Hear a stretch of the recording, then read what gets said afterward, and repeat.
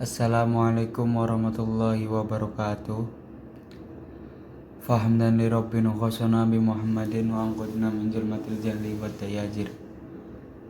Perkenalkan, nama saya Akbar Zulfan Paris, NIM 19020206292. Akan membawakan materi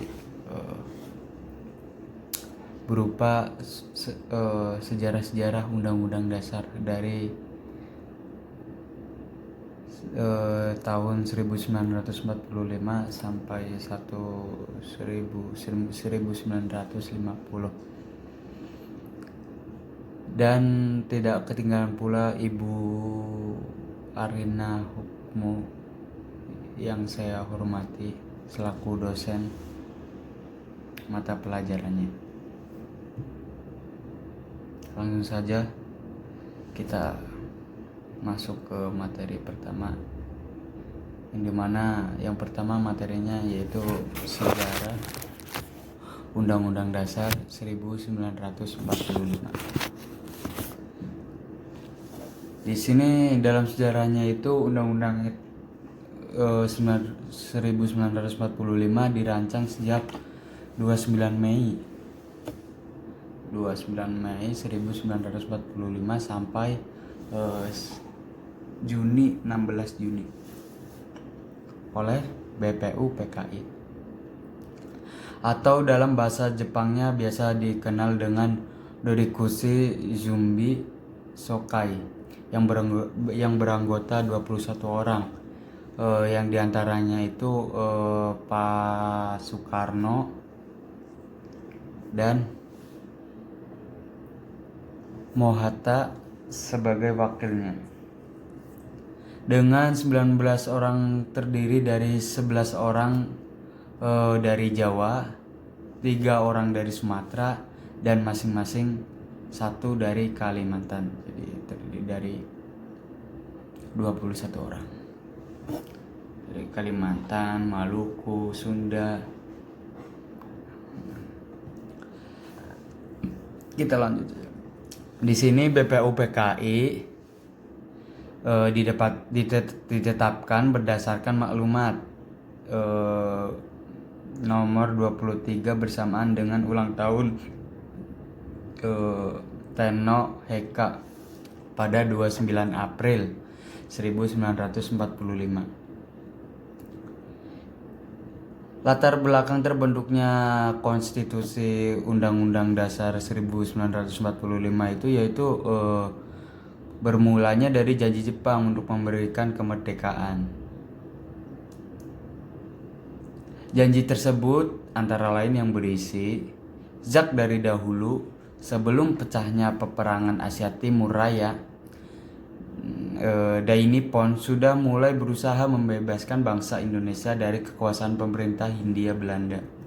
Di sini sudah dijelaskan. Tentara Dai Nippon serentak menggerakkan angkatan perangnya, baik di darat maupun laut, udara, untuk mengakhiri kekuasaan penjajahan Belanda sama manusia Belanda gitu. Pasca kemerdekaan Republik Indonesia diraih, kebutuhan akan sebuah konstitusi tampak tak bisa lagi ditawar-menawarkan lagi dan harus segera diformulasikan, sehingga lengkaplah Indonesia menjadi negara yang berdaulat. Tatkala Undang-Undang Dasar 1945 berhasil diresmikan menjadi konstitusi oleh Panitia Persiapan Kemerdekaan Indonesia atau biasa yang disebut PPKI. Begitulah materi sedikit penjelasan dari Undang-Undang Dasar 1945 dari tahun 45. Nah, ini akan bersangkutan lagi di pembaruan sejarah peralihan Undang-Undang Republik Indonesia Serikat 1949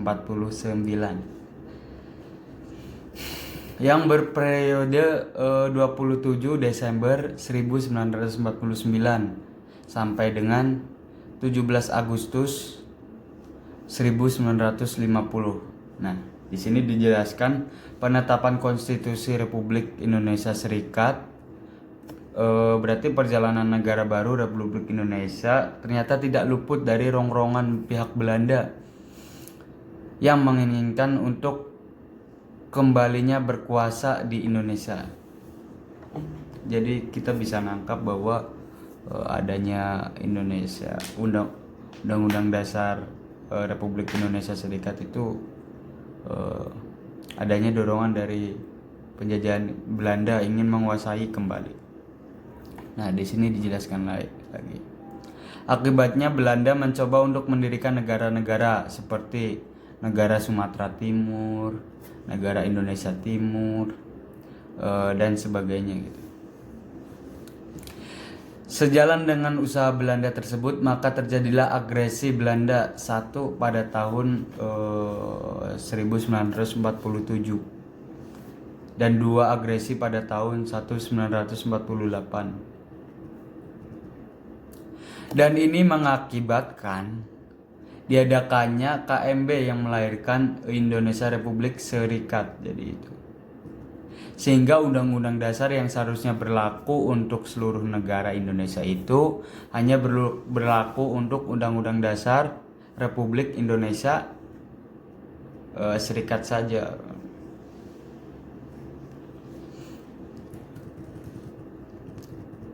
Kita next langsung ke pembaruan yang tahun 1950 Republik Indonesia Serikat undang-undangnya. Di sini periodenya 17 Agustus 1950 sampai 5 Juli 1959. Lumayan. Periode federal dari Undang-Undang Dasar Republik Indonesia Serikat 1949 merupakan perubahan sementara. Jadi yang itu tuh tahun 49 itu masih sementara. Kita bisa nangkap. Karena sesungguhnya bangsa Indonesia sejak 17 Agustus 45 menghendaki sifat kesatuan. Jadi udah terbentuknya undang-undang kesatuan gitu. Maka negara Republik Indonesia Serikat tidak bertahan lama karena terjadinya penggabungan dengan Republik Indonesia. Hal ini mengakibatkan wibawa dari pemerintah Republik Indonesia Serikat menjadi berkurang. Akhirnya dicapailah kata sepakat untuk mendirikan kembali Negara Kesatuan Republik Indonesia, jadilah NKRI. Di sini bagi negara kesatuan yang didirikan jelas perlu adanya suatu undang-undang dasar yang baru dan untuk dibentuklah suatu panitia bersama yang menyusun atau rancangan undang-undang yang kemudian disahkan pada tanggal 12 Agustus 1950. Oleh siapa? Oleh Badan Pekerja Komite Nasional Pusat dan oleh Dewan Perwakilan Rakyat dan Senat Rakyat Indonesia Serikat pada tanggal 14 Agustus 1950.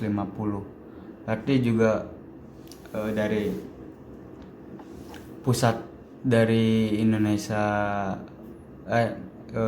Republik Indonesia Serikat sama NKRI sudah saling mengikat gitu, terima gitu, ya udah jadilah satu kesatuan gitu ya. Kita next, berarti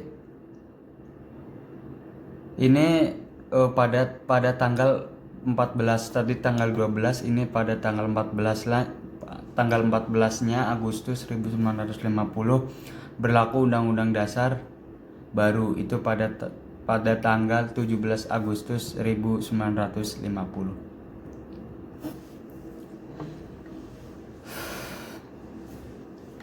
Nah, di sini ada materi lagi di mana menjelaskan sedikit saja adanya latar belakang dilakukannya amandemen Undang-Undang Dasar 1945, yang dimana latar belakang perubahan Undang-Undang Dasar 1945 antara lain karena pada masa Orde Baru kekuasaan tertinggi di tangan MPR dan pada kenyataannya bukan di tangan rakyat. Kita sudah bisa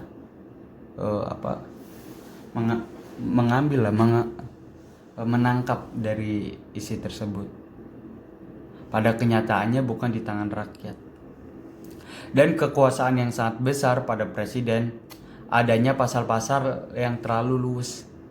Yang dimaksud luas di sini sehingga dapat menimbulkan multitafsir serta kenyataan rumusan Undang-Undang Dasar 1945 tentang semangat penyelenggara negara yang belum cukup didukung ketentuan konstitusi. Nah, begitu yang dilakukan latar belakang amandemennya UUD 1945. Demikianlah materi-materi yang saya bisa bawakan untuk dijelaskan.